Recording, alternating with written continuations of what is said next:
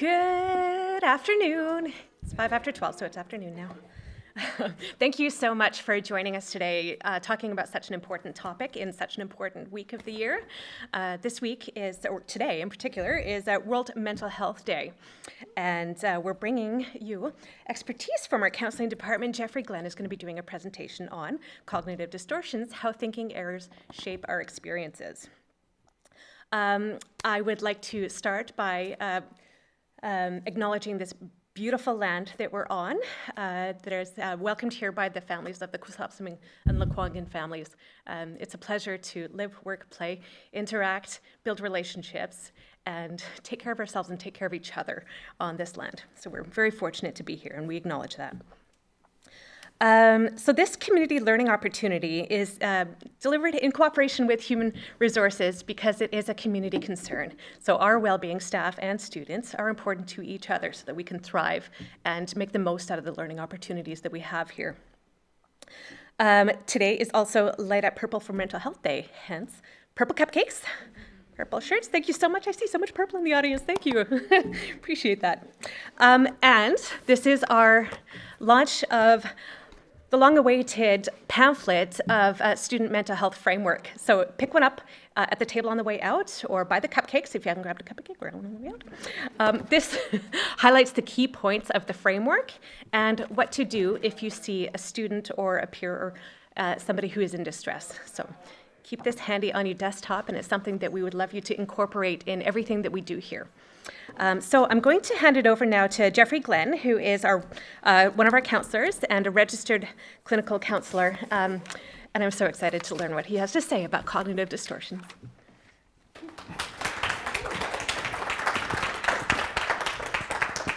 Thanks, everybody. It's good to see a mix. There's a good mix of students and staff. And the beautiful part about that is that in terms of mental health day or week, mental health is not something that we just sort of fix. It's something that we do. It's something that we're always trying to work on, all of us.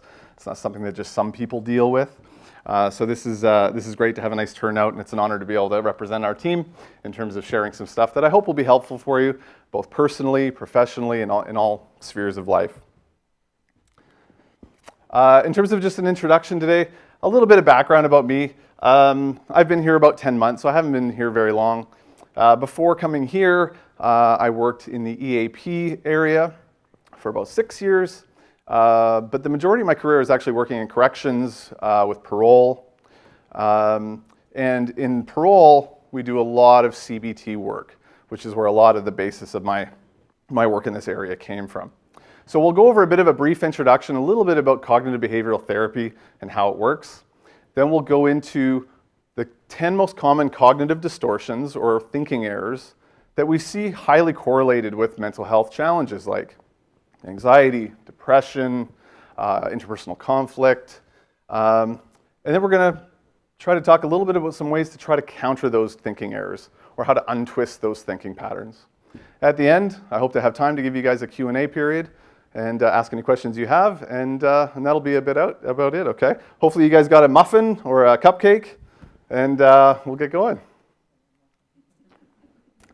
So you guys might have noticed I had some papers out because I wanted to kind of get a sense of a few things and to exhibit something. So as I've written up there, I just want to take a poll, and I don't want you to overthink this. Put your hand up if you tend to believe that situations or external circumstances in your life have dictated your responses. The majority, okay. There were certain themes to this exercise where I asked people to tell me how they felt walking in here today. And I found 5 sort of themes. Curious, okay, felt okay.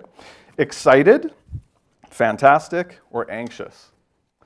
Now, if situations dictated your emotional responses, how is it possible that you had all these different feelings even though you guys are experiencing the exact same event right now?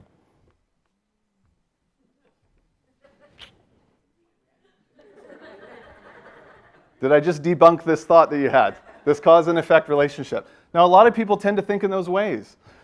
And it can create a lot of frustration or anxiety or powerlessness because we're giving a lot of power away to things beyond our control to dictate who we are, how we respond to things.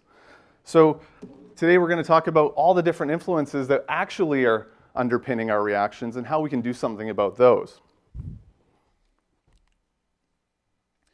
So what is CBT and how does it work? CBT is a collaborative form of psychotherapy that focuses on how a person's thoughts, feelings, and attitudes shape their feelings and behaviors.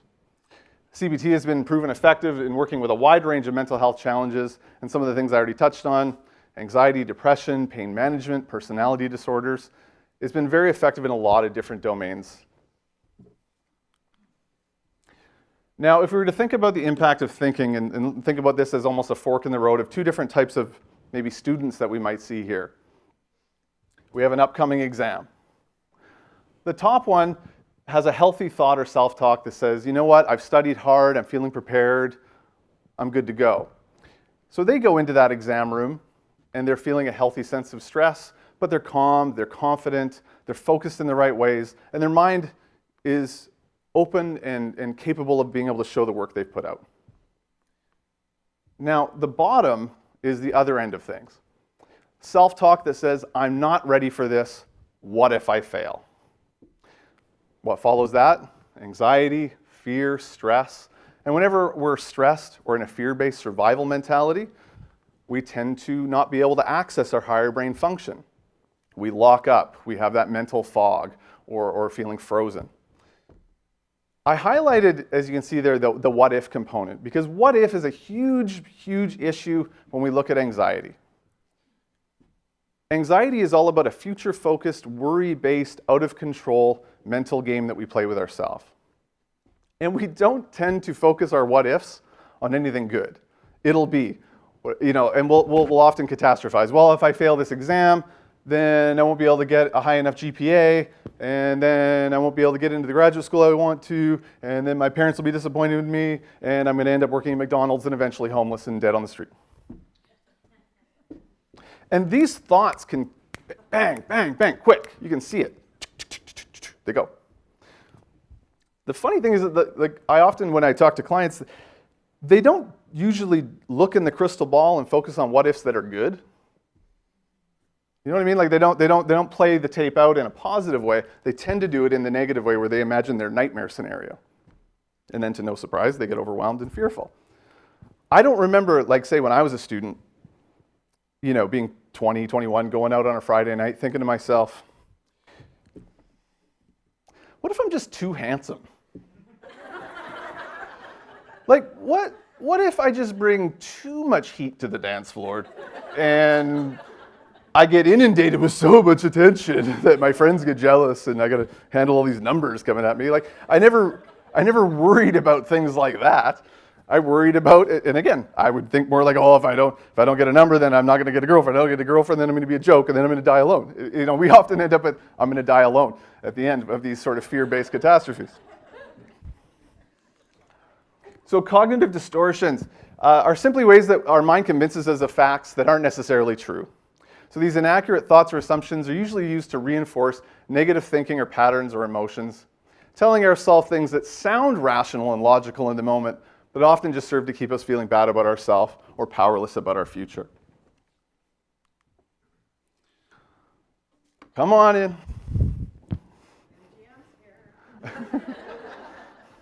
Find a seat. You haven't missed too much. Okay. So the first cognitive distortion is one of the really classic ones, and that's called all or nothing thinking. Sometimes we call this black or white thinking. Basically thinking in dichotomous ways, thinking in extremes. So good versus bad, right versus wrong, good versus evil, Stones or Beatles. Like you can't have both, right? You gotta pick a side. You're either with me or against me. Obviously, this is going to create a lot of tension with people in our life if we tend to be so inflexible in our position. The other way shows up in terms of perfectionism. If I'm not perfect, I've failed. Or for Talladega Nights fans, Ricky Bobby, if you're not first, you're last, right? There's a lot of high-functioning students and staff here, I'm sure, who are kind of wired this way. And I don't want to suggest that it's like all bad. There's some brilliant artists and students and people who just they only have one gear, and it's, crank it to 11. But the problem is it does burn out, and it does make their sense of identity a little fractured when things don't go perfect, when they make mistakes. For anyone who's ever become that way about getting in shape, trying to drop a few pounds, I mean, they can go perfect maybe for 2 weeks or 3 weeks, but the problem is the minute all of a sudden you have that one scoop of ice cream, we've gone from perfect to failure.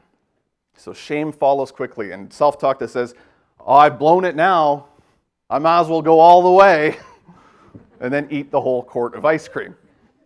And now we've totally swung the pendulum the wrong way. So we have to be careful with that. We need to be able to think in shades of gray. We need to be able to identify success in different ways and not be so dichotomous as this or that. I'm sure you guys have been privy to, while we're coming up to political debates, you can see value in maybe all of them.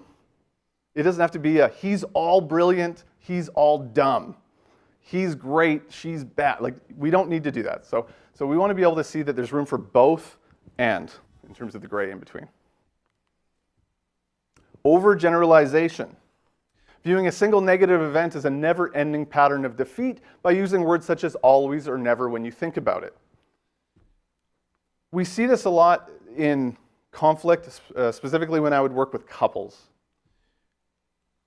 As resentment and tensions build, we tend to get very dramatic with our language. So this sort of things like, this happens every time.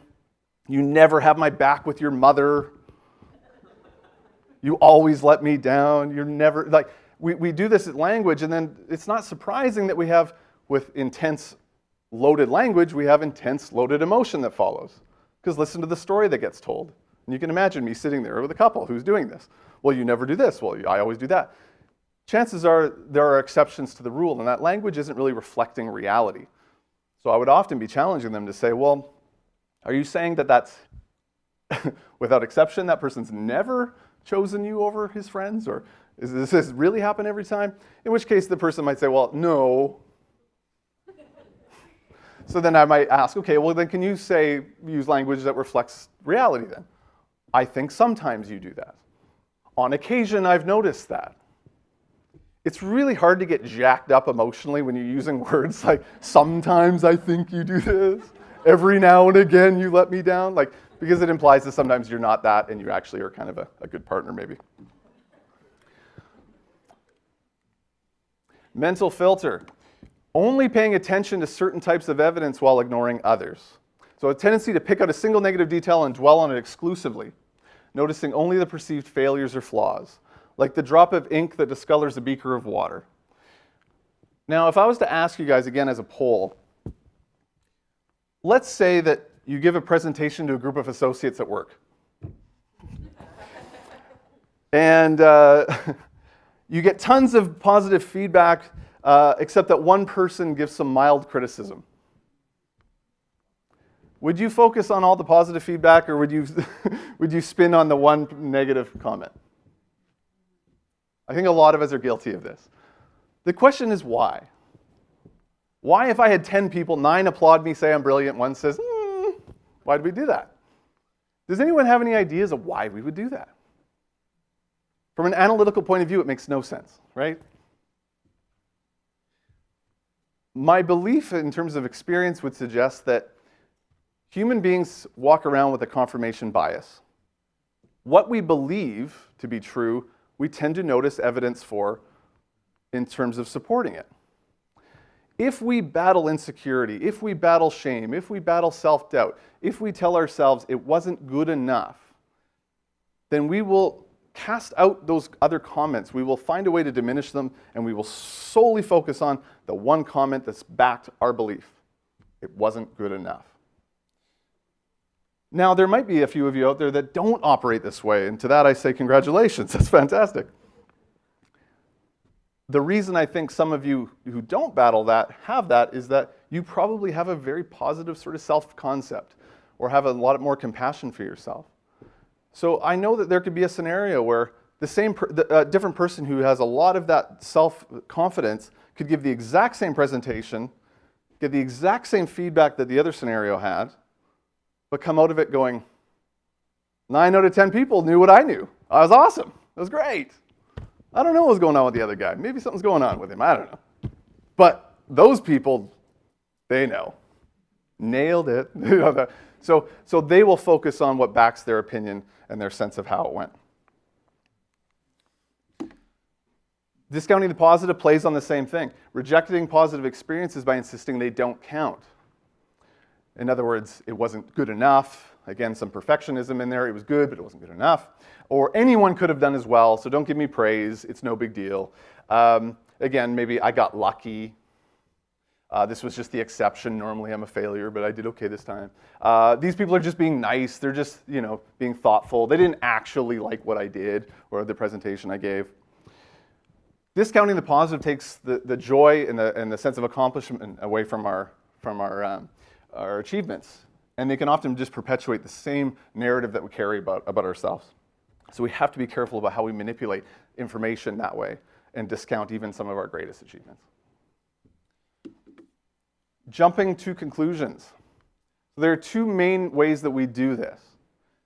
Mind reading, imagining we know what others are thinking or what their true motivations are, or fortune telling, predicting that things will turn out badly in the future. Now, most people, if I was to ask one-on-one in a session, they would at least have one of these where they're like, yeah, I kind of do that a little bit. I think that we all mind read to a degree. But how many people, if I asked, in terms of the whole room, how many people get caught up sometimes mind reading? Yeah. And we don't do it for nefarious reasons. We tend to just assume. We take in little bits of information and then we flood the gaps with our assumptions and our beliefs, and then we just create a story that seems cohesive and rational. But I mean, I think we've all been in a situation where, a social scene where, you walk into a room and everyone goes quiet. And we immediately, they're talking about me, and it's probably about the comment I made in the meeting, and oh God, or I took the last donut at the thing, and now they're judging me.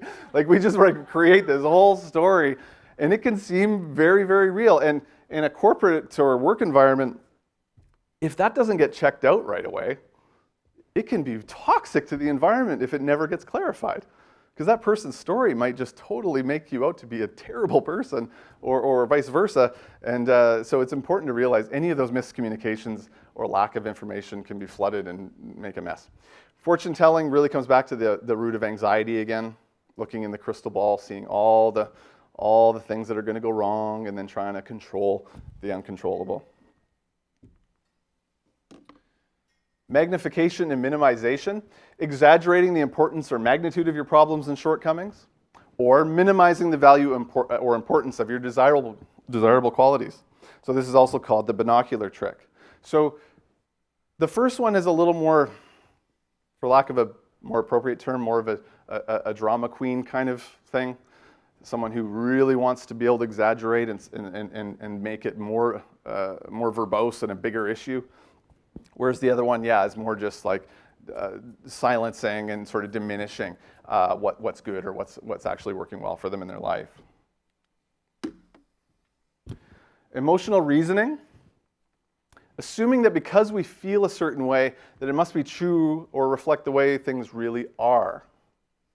So for example, I feel terrified about going on airplanes. It must be very dangerous to fly. I feel angry. This proves that I'm being treated unfairly. I feel hopeless. I must really be hopeless. I feel guilty. I must be a rotten person. The problem with this is that fundamentally it's flawed and it's a little bit backwards. The exercise I had you guys do today is really about realizing that my thoughts are influencing my feelings. And I'm not saying that feelings don't influence thoughts either, because they do. The relationship between thoughts, feelings, and behaviors are always working. But what I would say with the first one there about flying, I would say that the person feels terrified about going on airplanes because they believe it's dangerous to fly. Whereas in this example, they're using their emotion as a rationalization for the situation. So we need to be careful with this. I feel like an idiot, I must be one. This is a very flawed logic. Should statements. You tell yourself that things should be the way you hoped or expected them to be. Other common words that are in this realm that are also issues, musts, oughts, and have tos are similar offenders. So should statements that are directed against ourselves tend to lead to guilt and frustration. Should statements that are directed against other people or the world in general often lead to anger and conflict. Albert Ellis has called this masturbation. David Burns, who was sort of the godfather of CBT, called it a shouldy approach to life. Now, what's the problem with shoulds? Why is should a problem? Absolutely, it's judgmental. Can you add to that? Why is the judgment wrong? Why is it flawed? It's unrealistic, I would say. Sure. Because it's one-dimensional, right? It's sort of unilateral. It's your judgment. Yeah. It points out that there's a wrong way where you shouldn't do it. That's right. And if you Yeah. do that, then you're in the wrong and you have to feel bad about yourself. Good connection. Yes. Takes your power away. Yeah. And it definitely does if we use it on someone else, right? So should is a problem because it's very closed. If I asked any one of you, like if you came into my office and we had a chat and at the end I said to you, okay, I think I have a pretty good sense of what's going on in your life and I've decided what you should do with your career and marriage. No, that uncomfortable laughter is a natural one. Although I do get the odd person who when I ask that, they'll be like, tell me, please. Tell me, like, I'm coming here because I want you to tell me what to do. And then I'm like, yeah, exactly. And I was like, I'm not an advice giver or an all-knowing wizard. But so it's a problem, yes, because who am I or anyone to tell someone what they should do as if they know or there's only one right answer? Same thing when we use should on ourselves. It's really not open, it's not curious, it's not flexible. Now, if I was to say the same thing, I know I'm looking at you guys, so I'll just, okay. So if I said to you, okay, well, I think I have a pretty good sense of what's going on, and I have a few ideas that you could try. Doesn't feel so, like, you know. And basically just replacing should with could is the biggest distinction there, because could is open, could is flexible. Could doesn't even suggest that you need to go with the things I'm offering. Maybe there's some other ideas that would be just as valuable, if not more effective. So be careful of shoulds. It's very closed. It's very judgmental, as you guys said. Labeling. Assigning labels to ourselves or others. Instead of focusing on specific behaviors, we attach a negative label to ourselves, such as fool or loser or jerk. These are really useless abstractions because there's no such thing. There's human beings, but there's no such thing as a fool or a loser or a jerk. When directed against ourselves, tend to lead to feelings of shame, low self-esteem, and hopelessness to improve things because we wear it as a character flaw. As opposed to just, I behaved like an idiot, which we've all done. That was a jerk move I made there. Notice that these are about behavior. Good people do bad things sometimes. And I know I'd hate to be defined by my worst moment, but sometimes the labels will do that. Think about a bad first impression we make. If someone, or if we do it to them, attach that label to our forehead, it can be tattooed on there for a long time, and it can be hard to see that person in an objective, fair way, because we've already decided you're this type of person. I don't do well with that type of character. So we need to be careful with it. And in terms of the difference between guilt and shame, Brené Brown talks about that guilt is about behavior, shame is about character. I did wrong versus I am wrong. And labeling is a dangerous way, especially even if we do it in our own self-talk. I'm such an idiot, I'm such a moron. We need to be careful about that because it starts to become true because we've said it so many times. And we definitely need to be conscientious if we come with any trauma background or abuse in our experiences because those can implant some of those beliefs about ourselves too. And then again, that confirmation bias and negative labeling can notice examples where we go, there it is again. I must really be this. I must really be hopeless or an idiot or whatever. So as you're picking up on, the more of these things we do, the more they tend to play off each other. And they tend to sort of support that sense of functioning. Personalization and blame. Personalization occurs when you blame yourself for something that wasn't totally under your control, may not have been your responsibility or at all your fault. So for example, my child is having difficulties at school. To make the leap or personalization there, that I guess this means I'm a bad parent. They wouldn't be having difficulties at school if I was a good parent, so it must be me. It falls on me. Blaming is on the other end of the spectrum. Blaming your circumstances or other people for your situation without taking responsibility for your own role in it. Blame is like a game of hot potato. No one wants to get stuck with it. When you think about these things, think about them on a spectrum. Blame, personalization. And because we're not working in all or nothings, right? We're going to think about this. Now, we'd all like to achieve or like to see ourselves in some like well-boundaried, personally responsible middle ground. But the reality is we tend to tip one way or another, and not all the time. There's a lot of people I know who would say, I take a heightened sense of like responsibility where maybe I don't need to at work, but at home I tend to blame. Sometimes it might be across the board. I tend to tip this way everywhere. So I would encourage all of you to kind of think about that a little bit in terms of like, where do I tend to go when I'm most wounded? Do I tend to take on and try to people please or caretake and just say, no, it's me, it's my fault, I'll own it? Or do we tend to push that responsibility away? And if you notice it, then there's something you can do about it in terms of trying to catch that and bring it back into the center a little bit more. So how to challenge your thoughts in a healthy way. Healthy self-talk is important, and it comes with a sense of curiosity. Empathy for yourself or anyone else comes with that curiosity to try to understand as opposed to have judgments or label or judge in such a way. So am I thinking realistically? Is this thought even helpful? So to stay curious rather than judgmental. Do I have evidence to show that my thinking is reflecting reality? Or am I just creating a story and using sort of pseudo-evidence that doesn't really fit to put together this argument or position? What is the worst that can happen? Hassle or horror? In other words, we can be, again, dramatic with language at times. We can say things like, if I don't get that job or if I don't get a date in the next year, I'm just going to die. You know, like we can be very dramatic. So to be able to realize that at times, you know, there could be outcomes that, yeah, we have a job interview, we want to get it. It would be disappointing, it would hurt, it would be a hassle. But we want to be careful of not being too dramatic and turning it into an absolute horror, because what will follow then is stress and anxiety and panic attacks and things like that. How would I honestly rate this problem from 0 to 100? So in terms of thinking in shades of gray, if you tend to be a little black or white or all or nothing, find a mechanism like pros and cons, using a number system, 0 to 100. There's a lot of different ways where you can maybe take a step back and really assess, where does this actually fit on a spectrum to assess how damaging or unhealthy this situation is. Is my thoughts based on feeling rather than fact? Again, am I creating a story that's just based on how I feel? One pet peeve I have as a therapist.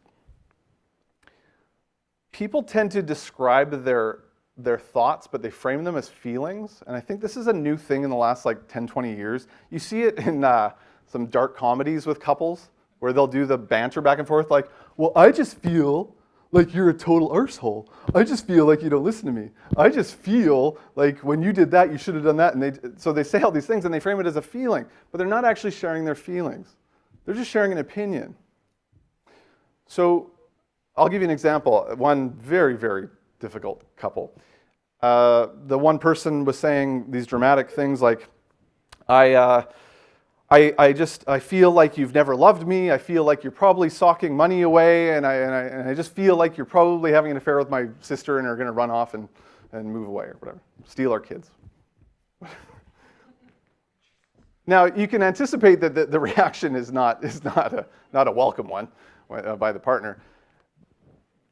But when I heard this, I said, okay, well, we need to kind of slow this down a little bit, because you actually didn't share a feeling at all. You just shared some thoughts. So I'm not telling you how to think and I'm not telling you how to feel. But if that's actually what you think about your partner, then say it again, but really own it. Own it that this is what you think is going on. And when it came time, that person couldn't look across and actually say, I think you've never loved me. I think you don't respect me. I think you're going to have an affair with my sister and run off to Barbados. Could not say that. Because there was a certain sense of ownership with I think that. There's a weird sort of freedom or lack of accountability that comes when we use fluffy language like I just feel like, or I feel that. Because it seems like we can say anything. And then when the person gets upset, we can be like, well, I'm just saying I felt like that a little bit. I'm not accusing, I just feel like that's happening right now. So that's not a feeling. So as a general rule, I always would say, you can say, I think that, and whatever comes after is your business. That's your opinion. You can have an I think that. Own it, that's what you think. And you can say, I feel blank. In other words, I feel sad, I feel pain in my leg, I feel hungry, and no one can debate that. What I don't think is a healthy way of using language is, I feel that, or I feel like. Because I know what's going to come after is an opinion. And it's going to be framed in a way that's going to cause conflict. So, does that make sense? So be careful of this distinction between thoughts and feelings and the way that we communicate them. One big one here in terms of self-compassion and perspective, how would I speak to a friend in this situation? This is also called the double standard method. There are so many high-functioning people here in this school that have one set of rules and set of compassionate sort of expectations for others that are patient, and then to themselves they don't. So I'll ask, okay, so you're in this situation, you're going through heartbreak, you have this terrible housing situation, your mom is sick back at home, so you get all these things, and their perspective might just be, but I can't do this, and I shouldn't bother them, and I should be better, and all these distorted sort of thoughts and judgments. And I'll say, well, what would you say if a friend came to you and was in the same situation? What would you say to them? What would be your guidance to them? And oftentimes they'd say, oh, I would give them a big hug and tell them they're doing the best they can and they can't take the weight of the world on their shoulders. And I would just tell them they're doing great and just stay with it. So why do you not deserve the same level of compassion? You are in this situation. Why is there a different rule book for how it works for you than compared to anybody else? What am I responsible for in this situation? Also, a reattribution error. Again, that kind of comes back to the personalizing again. What am I owning and what is not my responsibility to own? And it comes down to I am responsible for my behavior and no one else's. So to think back to this sort of thing that we did at the beginning around stimulus and response or cause and effect ways of framing things. Viktor Frankl said, between stimulus and response, there is a space, and in that space is our power to choose our response. In our response lies our growth and our freedom. That space might feel very small, and I know that it is. We call them knee-jerk reactions for a reason, because they feel. But we got to realize, between that person's comment and you yelling back was a mental and emotional processing and storytelling about what it meant. That's why, if I was to poll everyone in here, we don't all respond the same way to a slow driver in the passing lane. It's a pet peeve of mine, I admit. But for some people, they can be in that situation, and if I see them fingering the guy and flashing the lights and coming, I know that what's going on is some really creative storytelling and distorted thinking around, like, this person doesn't know how to drive, they don't respect other drivers, this is an ignorant person. So they are just like throwing gas on the fire in terms of creating this. Whereas another person might sit there and say, maybe this person's new here, maybe they're distracted, maybe their cat died, maybe they're just going through some stuff. You know what, I could have left earlier. It's really going to only take an extra 10 seconds, so you know what, I'll just go around or I'll wait, whatever. Therefore, they have no emotional reaction and their behavior is not do it all, right? The situation is the same.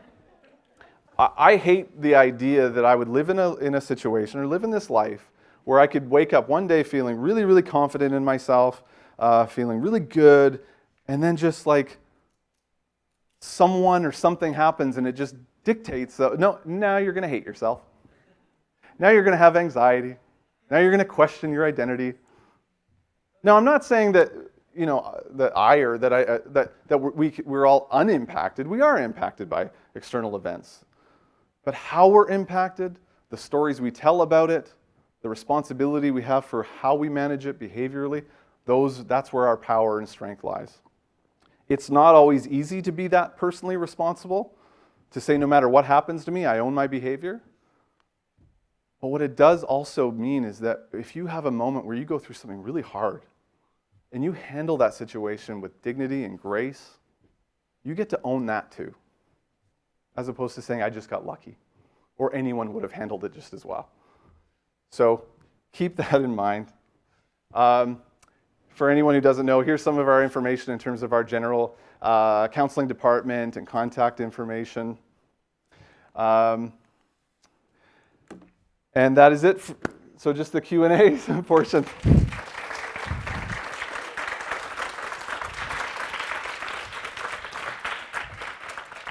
Do we have any online questions? Can you hear me? Yes. Yep.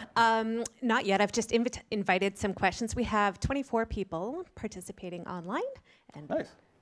I'll let you know if we get any questions. Okay. Any questions in-house? Yes. I'm going to give a microphone so people online can hear the question. Oh, okay. Yeah, I was going to stand up and try to talk loud. Now I can. It's all Is that on? When you were speaking about emotional reasoning, I started wondering, where does the intuition fit into the picture? You know, like when people say, trust your gut. If you're walking into a dangerous situation, or there's passive aggressive, or something's going on that you're picking up signals, but they're not really evident. Can you speak to that a little bit? Yeah, that's a great question. Some people, again, if we think in terms of balance or spectrum, some people are highly focused on the cognitive end. If I was to be doing something like the ABC model in terms of breaking down thoughts, feelings, behaviors, triggers, all that, they would be able to reflect on a situation and with great detail tell me how they were thinking. But they might not be able to actually identify more than a feeling or two. And sometimes it's vice versa. They can tell me 10, 12 different emotions, but they can't reflect on what the internal dialogue was. So when I think about intuition, absolutely that's important. And sometimes it's not as easily explained as just like, well, this is a rational thought or an irrational thought. Something is more, it's a little deeper or innate. And so it's a great question. If we're talking about safety in a situation, absolutely. I think I would encourage people to be able to listen to that and not ignore it. But generally, it's hard to sometimes decipher, is this feeling in my gut a result of me thinking and worrying, or is this something beyond that? So it's in any of those situations, I would want someone to take a breath and kind of check with themselves. I mean, the biggest thing with intuition is someone who just shoves it away and says, no, that's silly, that's illogical, they label themselves in some way. So I would want them to notice it because it is another important part of the whole sense of responses and knowing yourself and knowing what's fueling your responses. So I don't have a clear-cut answer for that other than it is an important thing and to acknowledge it, but to know that they're all influencing each other. If we're in a negative headspace, it's going to affect how we're thinking. And if we're thinking in a negative way, we're going to maybe behave differently. Like, these things pile on each other. If I woke up feeling, I didn't have a good sleep, well then, yeah, maybe I skip breakfast and then I go to work in a rush, and then I don't do good work, and then I beat myself up for it. So then instead of going to the gym after work, I just go home and crack a bottle of wine and watch Netflix. And then I beat up on myself because I missed the workout and I didn't do good work that day. So it tends to go that way, and it can go the other way in a positive way too. So we need to be able to factor those in. And the reality is a lot of people don't actually spend a lot of time exploring intuition. But I do think it's an important thing to factor in for sure. Thank you. I have a question.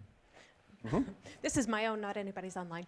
I'm very fortunate to be working with counselors. It's a very well-adjusted team to be working with. And you were mentioning earlier that, when we have this negative filter, we're listening at like the confirmation bias of, ooh. How would you, what kind of language would you approach that other person to say, hey, can you, mean that, or? So that's a good question. So what we call that is perception checking. To have the willingness first to actually just acknowledge that this is what I'm thinking happened, but I don't know. And a lot of people just jump to a conclusion and they hold on to it. So to be able to perception check means even having the ability to say, you know what, I might think that that's why that person ate the last cupcake. That might be why they didn't say hi when I walked by, but I don't know for sure. So what I'm going to do is actually go up to them and say, hey, by the way, when you asked me that question in the meeting, or when you said that, this is the story I created, and I just wanted to check it out with you, what was really going on for you there. Now, a lot of people find discomfort with that. They just assume the person will be like, what? But for me, I always really appreciate when someone, whether it's a coworker or a friend, comes up and says that, because I can't solve the misunderstanding if they don't tell me one's happening. So I actually find it very respectful of our relationship when someone says, by the way, I was a little put off when this happened, but this is what happened, and this is where I took it. But I just wanted to check with you if that's actually accurate. In which case, they're giving me the chance to actually say, oh, okay, I can see why you were acting like you were a little upset there, or I noticed that, I didn't know why. Thanks for letting me know. Here's what was actually going on and why I said that and what I meant to try to put out there.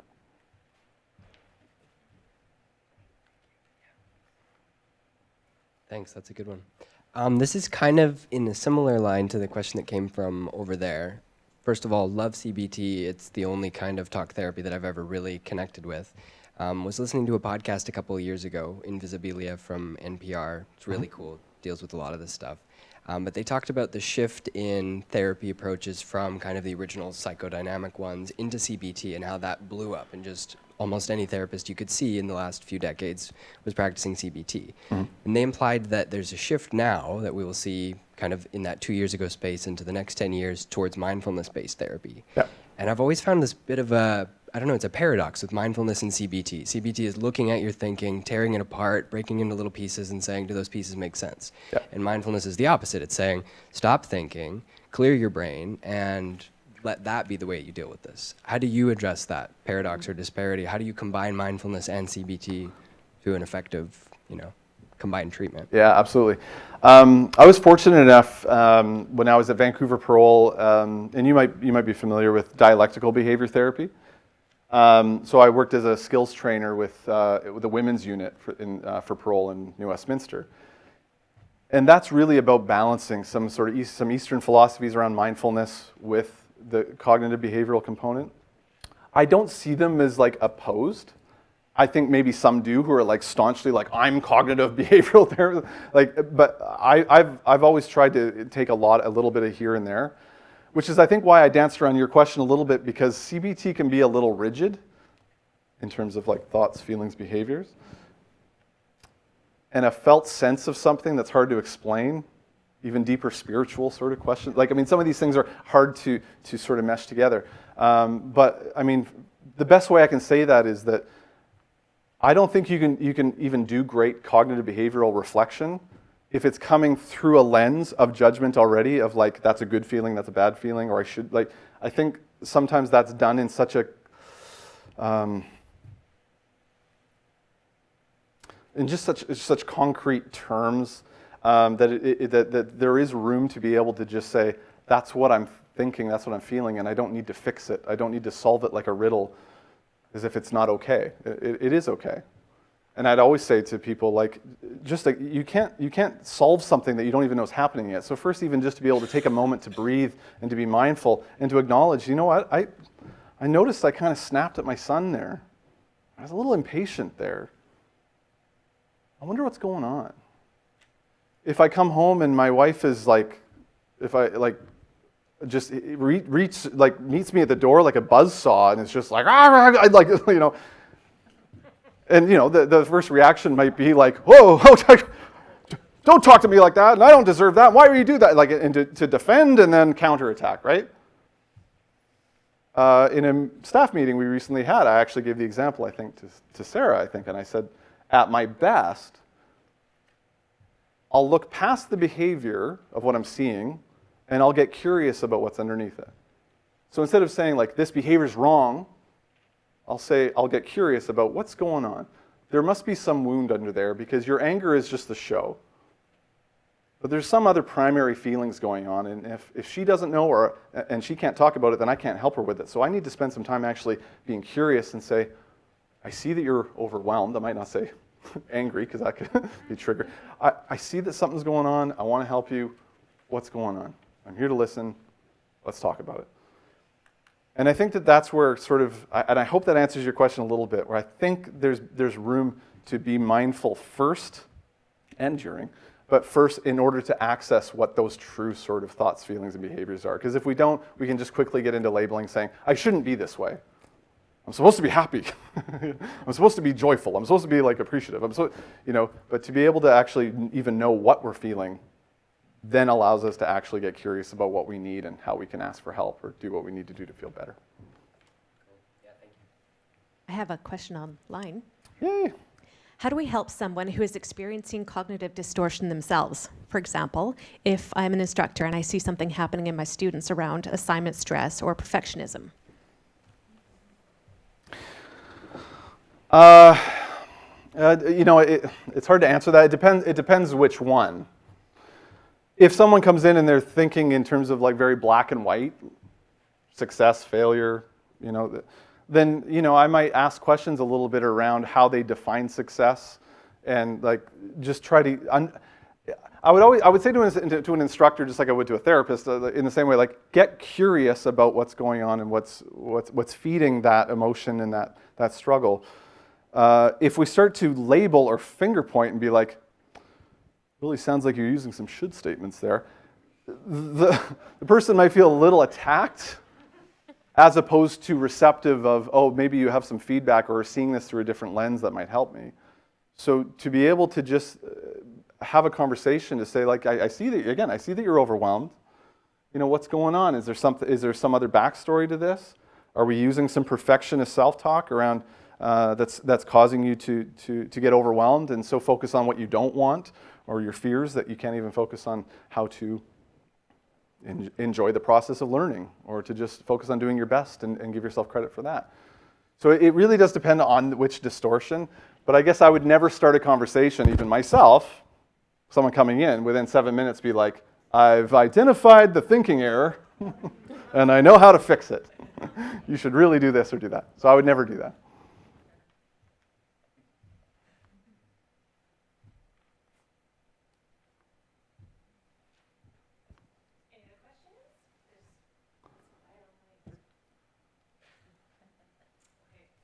Okay, last chance? Okay. Last chance. I really should ask that question. Oh, I'm such a jerk. I'm not far away. If you do have any questions, whoa! If you guys do have any questions, it's totally fine. You don't have to ask here. You know where I am. If you don't, then I'm in the library in room 117. But feel free. The email was there. Reach out if you have any questions, similar to what the instructor asked. I love when the instructors come and ask questions, or any of the staff, because the more informed you guys are, the better we're all going to be able to support students. And that's really part of the initiative that we're looking at in terms of mental health as a whole institution. So there's no bad questions. Feel free to come to me with anything. And if I can help or Gemma can help, we will. Will you be sending your stuff out? Oh, thank you.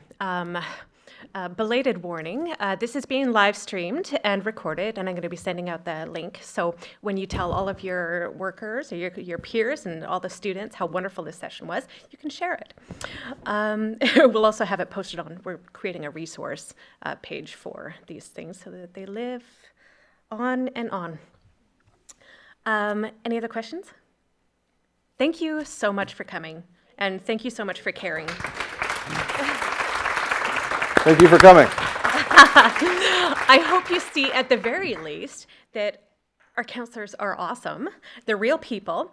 And my message to the staff here who don't have access to our student counselors, that we have really great counselors for staff through our, what's it called? The Walmsley, yes. And I encourage you to take better care of yourselves than you take care of your cars.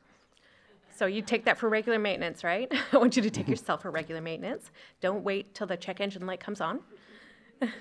Yeah, there's some really good stuff that they can help with. And it's not just somebody sitting there saying, so how does that make you feel? Which I would never say, because things don't make us feel anything. No. Right? It's a powerless statement. Powerless statement. Okay. Well, go forward and have a cupcake and a pamphlet on your way out about the student mental health framework. And be good to yourselves and be good to others. Thank you.